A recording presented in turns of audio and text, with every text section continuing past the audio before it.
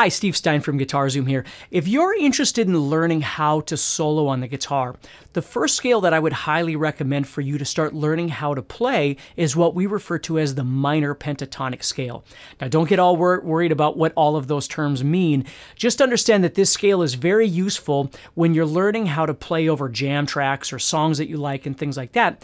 And it's a very useful scale to play over blues or pop or rock music or even metal music, things like that. So instead of having to worry about learning all of these different scales, it's a great place just to learn how to play something that's fairly straightforward and is very useful for you to just have some fun jamming with, messing around with. So let's take a look at what this scale actually is.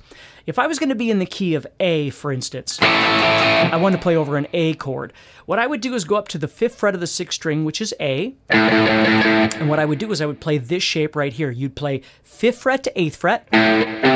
You'll see I'm using my first and my pinky. Then I'd play 5 and 7 on the next string, 5 and 7 on the next string, 5 and 7 on the next string, 5 and 8, and 5 and 8 again.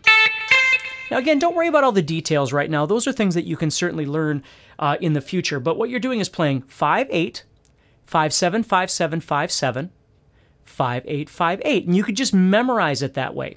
Now the awesome thing about this scale, this minor pentatonic, which if we were playing it on A, which is this note right here, we'd be playing A minor pentatonic. And with this scale, you can really make things sound more authentic when you're learning how to solo. Now, the cool thing about this scale is it's movable. Let's say you wanted to be in the key of G.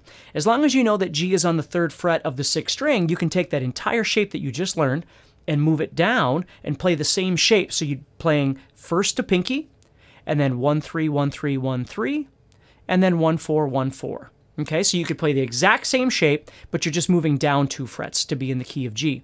So the awesome part of the scale, too, is that visually, it's very easy to transfer it to different keys. So if you want to be in the key of D, you head up to the 10th fret. If you want to be in the key of F, you head down to the 1st fret. Now, needless to say, there's a lot more to this, but this is a great place for you to start in just learning the basic fundamentals of how soloing works with a real applicable scale that is useful in different situations musically.